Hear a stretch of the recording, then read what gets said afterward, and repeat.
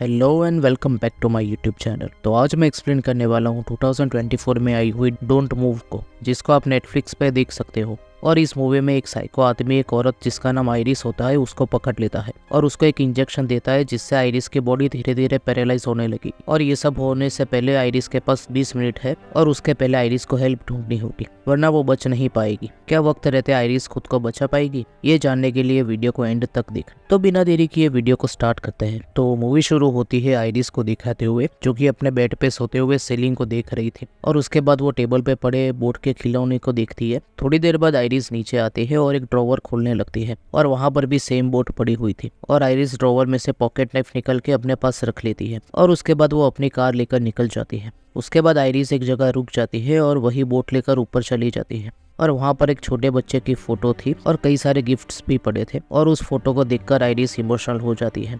और ये आइरिस के बेटे मेटियो का मेमोरियल था। उसके बाद आइरिस एक पहाड़ी पर खड़ी हो जाती है और वो अपने आप को खत्म करने वाली थी, पर तभी रिचर्ड नाम का आदमी आ जाता है, जिससे आइरिस चौंक जाती है।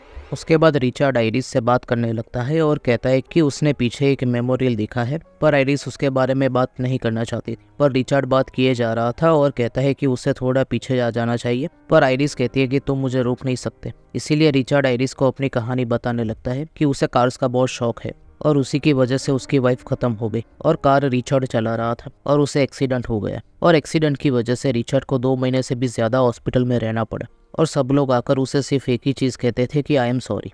उसके बाद आइरिस अपनी स्टोरी रिचर्ड को बताती है कि वो अपने बेटे के साथ यहाँ पर आए थे और उसका बेटा स्टिक्स ढूंढने गया था, पर वो कभी वापस नहीं आया। और आइरिस को ये बात खटकती है कि वो अब तक रो नहीं पाई। थोड़ी देर बाद रिचर्ड जा रहा था और कहता है कि उसे नहीं पता कि आइरिस क्या करेगी, पर उसे आइरिस से मिलकर अच्छा लगा और ये कहकर वो चला जाता है। पर थोड़ी देर बाद आइरिस नीचे आ जाती है और रिचर्ड के साथ चलने लगती है। और उसके बाद रिचर्ड को बाय बोलकर जा रही थी, तभी वो नोटिस करती है कि रिचर्ड ने कार ऐसे पार्क की थी कि आइरिस अंदर ना जा सके। और रिचर्ड अम्ब्रेला लेकर उसके पास आ जाता है और वो अम्ब्रेला, जो कि एक टेजर थी, उससे आइरिस को बेहोश कर देता है। और उसके बाद आइरिस के हाथ और पैर बांधकर कार में रख देता है। और होश में आने पर आइरिस पैनिक हो जाती है, पर थोड़ी देर बाद अपनी वॉच में SOS भेजना चाहती थी, पर रिचर्ड कहते हैं कि ये वर्क नहीं करेगा और आइरिस के पास उसका फोन भी नहीं है। इसीलिए आइरिस कहती है कि उसका हस्बैंड उसे ढूंढने जरूर आएगा। तभी उसको याद आता है कि उसके पास पॉकेट नाइफ है और आइरिस उसे निकल के फ्री होने की कोशिश करती है और रिचर्ड को बातों में उलझाए रखती है ताकि वो फ्री हो सके। और रिचर्ड उसे कहता है कि वुड्स में उसका एक घर है और वो लोग वहां पर जा रहे हैं। पर तभी आइरिस फ्री हो जाती है और रिचर्ड पे हमला कर देती है, जिससे रिचर्ड कार से कंट्रोल खो देता है और कार सीधा पेड़ से जाके टकराती है। उसके बाद आइरिस कार से बाहर निकल रही थी, पर रिचर्ड उसको पकड़ लेता है। पर आइरिस सीट बेल्ट रिचर्ड के गले में लगा के उसे चोक करने लगती है, पर रिचर्ड अपनी सीट पीछे कर देता है, जिससे वो बच जाता है और वो आइरिस को पकड़ लेता है। पर तभी आइरिस पॉकेट नाइफ स्विंग करने लगती है और बचने के लिए रिचर्ड पीछे जाता है, पर वो कार से बाहर गिर जाता है और आइरिस जल्दी से अपने पैर फ्री करने लगती और जैसे ही फ्री होती है और भागने ही वाली थी, तभी रिचर्ड आ जाता है और कहता है कि उसकी गलती थी कि उसने आइरिस के पॉकेट चेक नहीं किए। और उसके बाद कहता है कि उसने आइरिस के बॉडी में कोई ड्रग इंजेक्ट किया है, जिससे 20 मिनट के अंदर आइरिस पैरालाइज हो जाएगी और अगर उसे बचना है तो उसके पास 20 मिनट्स है। इसीलिए आइरिस भागने लग और रास्ते में उसके हाथ से नाइफ गिर जाता है और रिचर्ड कहता है कि अगर वो भागेगी तो ड्रग जल्दी से काम करेगा। और तभी आइरिस कोई एक्सरसाइज करने लगती है और अपने बेटे के साथ बिताए हुए पल को याद करती। अरे भाई, ये भी कोई टाइम है ये सब याद करने का। तभी रिचर्ड नजदीक आ जाता है और कहता है कि ड्रग का असर 1 घंटे तक रहेगा और फिर वो दोनों वीकेंड के लिए साथ रहेंगे। उसके बाद आइरिस फिर से भागने लगती है, पर अब उस ड्रग का असर शुरू हो चुका था। इसीलिए आइरिस 20 मिनट्स का टाइमर सेट कर देती है और आइरिस आगे जाती है और अब 3 मिनट हो चुके थे और धीरे धीरे उसके पैर काम करना बंद कर देते हैं। और यहाँ पे एक सीन आता है जो कि मुझे बहुत पसंद आया। आइरिस फ्रेम से बाहर जाती है, पर कैमरा वहीं पे रहता है और टोटल साइलेंस होता है और थोड़ी देर बाद रिचर्ड विसल करते हुए आता है। इस सीन के लिए डायरेक्टर को प्रेज करना बनता है। इस सीन का इम्पैक्ट आपको तभी पता चलेगा कि जब आप इस सीन को देखोगे। इस सीन में आइरिस पैनिक है और रिचर्ड एकदम काम है, क्योंकि उसे पता है कि इवेंचुअली वो आइरिस को पकड़ ही लेगा। तभी आइरिस को दिखाया जाता है जिसके पैर अब काम नहीं कर रहे थे और वो गिर जाती है। उसके बाद आइरिस एक जगह छुप जाती है और रिचर्ड उसके ऊपर ही खड़ा था और कहता है कि यहाँ पर छुपने की कोई जगह नहीं है। तभी आइरिस के पूरे बॉडी पे इंसेक्ट आ जाता है, जिससे आइरिस अनकंफर्टेबल हो जाती है, पर वो आवाज नहीं कर सकती क्योंकि रिचर्ड अभी भी वहीं खड़ा था। पर थोड़ी देर बाद अनॉय होकर आइरिस वहां से हिल जाती है और रिचर्ड उसे देख लेता है और आयरिस रेंगते हुए रिवर में गिर जाती है और रिवर फ्लो उसको आगे ले जाता है। पर आयरिस की ये सबसे बड़ी गलती साबित होती है क्योंकि आगे जाकर रिवर का फ्लो बढ़ने लगता है और उसका बॉडी वर्क नहीं कर रहा था, इसीलिए वो स्विम नहीं कर पाती। पर थोड़ा आगे जाने पर एक पेड़ के सहारे वो रुक जाती है और जैसे तैसे करके आयरिस रिवर से बाहर आती है और वहीं लेट जाती है। तभी 20 मिनट्स हो जाते हैं और आयरिस वहीं पर लेटी रहती है। थोड़ी देर बाद आयरिस को एक आदमी दिखता है जो कि सफाई कर रहा था, पर आयरिस बोल नहीं सकती थी, इसीलिए हेल्प नहीं मांग सकती।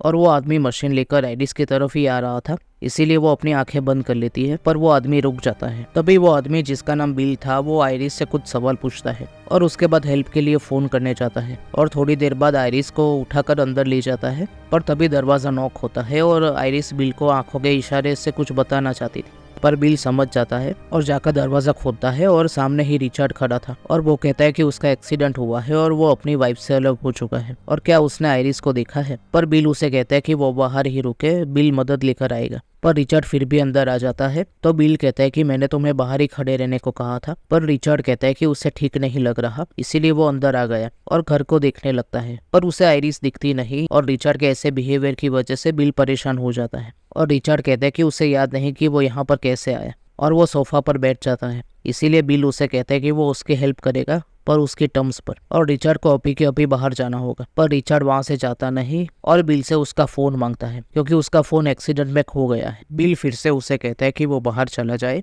पर फिर भी रिचर्ड नहीं जाता और बहाने बनाने लगता है कि उसे रेस्ट करना होगा। इसीलिए बिल उसे कहता है कि उसके पास दो चॉइस है कि वो 911 पे फोन करके कहेगा कि रिचर्ड को उसकी वाइफ को ढूंढने में हेल्प करे, या वो 911 से कहेगा कि बिल के घर में इंट्रूडर आ चुका है। और ये सुनकर रिचर्ड रोने का नाटक करने लगता है। इसीलिए बिल पिघल जाता है और रिचर्ड से उसका नाम पूछता है तो वो एंड्रू कहता है और अपनी वाइफ के बारे में बताने लगता है कि उसकी मेंटल हेल्थ ठीक नहीं है और वो मेरे पे गलत एक्यूजेशंस लगाने लगती है और जब उसकी तबीयत बहुत खराब हो जाती है तब वो हिलना और बोलना बंद कर देती है। और उसके बाद रिचर्ड बिल से उसकी फैमिली के बारे में पूछता है। पहले तो वो नहीं बताता, पर रिचर्ड के पुश करने पर कहता है कि वो हार्ट अटैक से खत्म हो गई थी। तभी बिल बोलता है कि वो रिचर्ड से ऑनेस्ट नहीं रहा, पर तभी रिचर्ड का फोन वाइब्रेट होने लगता है, पर रिचर्ड ऐसे बिहेव करता है कि जैसे कुछ हुआ ही नहीं। इसीलिए बिल कहता है कि उसने बोला था कि उसका फोन गुम गया है, इसीलिए बिल कहता है कि उसे वुड्स में चेक करना चाहिए उसकी वाइफ के लिए। पर रिचर्ड बिल से कहता है कि क्या वो किचन में ही हैवी गार्डनिंग कर रहा है और कहता है कि वो बता दे कि आयरिस कहाँ है।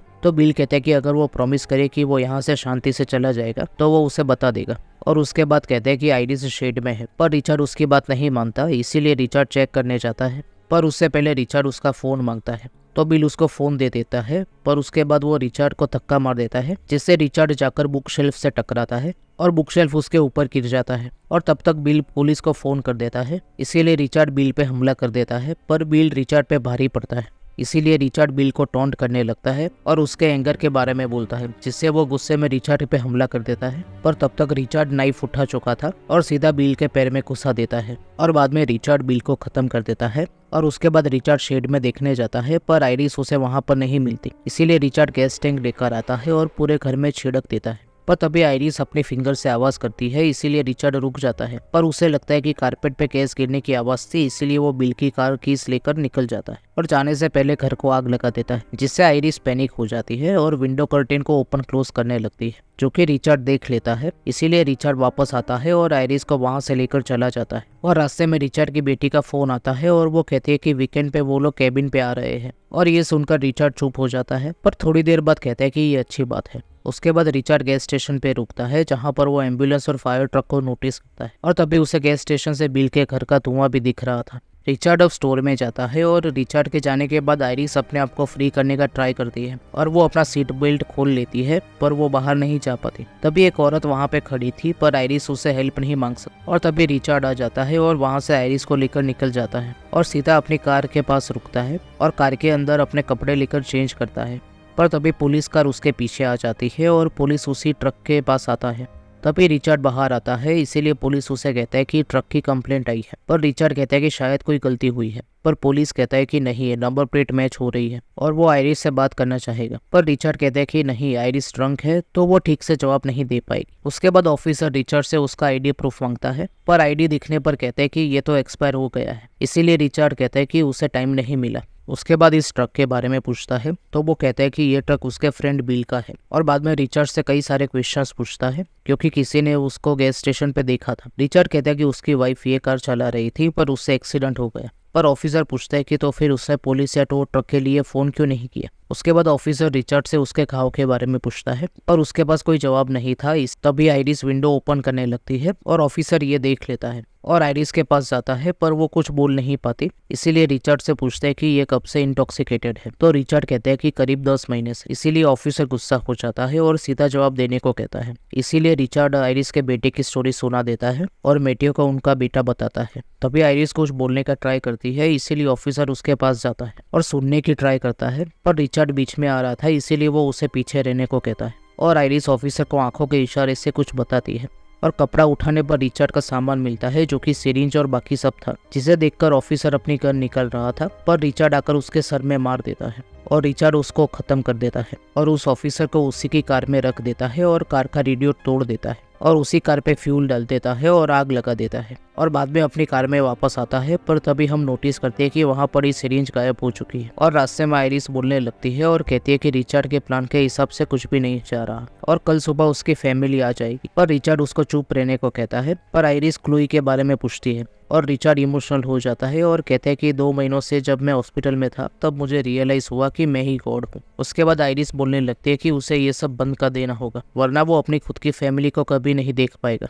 और वो रिचर्ड से कहती है कि अगर वो उसे जाने देगा तो वो किसी से कुछ नहीं बताएगी। पर रिचर्ड नहीं मानता और आइरिस को रिवर के पास ले जाता है और रिचर्ड आइरिस से कहते हैं कि हम सीधा लास्ट स्टॉप पे आ चुके हैं। पर तभी आइरिस सिरिंज को रिचर्ड के पैर में घुसा देती है पर वो पुश नहीं कर पाती। उसके बाद आइरिस कहती है कि अगर सब कुछ खत्म होने ही वाला था तो उसने आइरिस को अपने आप को खत्म करने से क्यों रोका। तो रिचर्ड कहते हैं कि उसने नहीं रोका, वो खुद रुक गई थी। और बाद में आइरिस को लेक के पास ले जाता और आइरिस को बोट में डाल के लेक के बीचों बीच ले जाता है और आइरिस कहती है कि क्या वो उसे मेटियो की बोट दे सकता है। इसीलिए रिचर्ड उसके पास आता है पर आइरिस उसका नाइफ ले लेती है और सीधा रिचर्ड के चेहरे पे हमला कर देती है। इसीलिए रिचर्ड गुस्से में गन निकाल लेता है पर आइरिस बोट को हिलाने लगती है जिससे रिचर्ड पानी में गिर जाता है। पर थोड़ी देर बाद रिचर्ड वापस आता है पर तब तक आइरिस गन ले चुकी थी और रिचर्ड पे हमला कर देती है और रिचर्ड खत्म हो जाता है और रिचर्ड फिर से पानी में गिर जाता है और आइरिस राहत की सांस लेती है। पर तभी बोट में पानी भरने लगता है और धीरे धीरे पानी भरने की वजह से बोट डूब जाती है।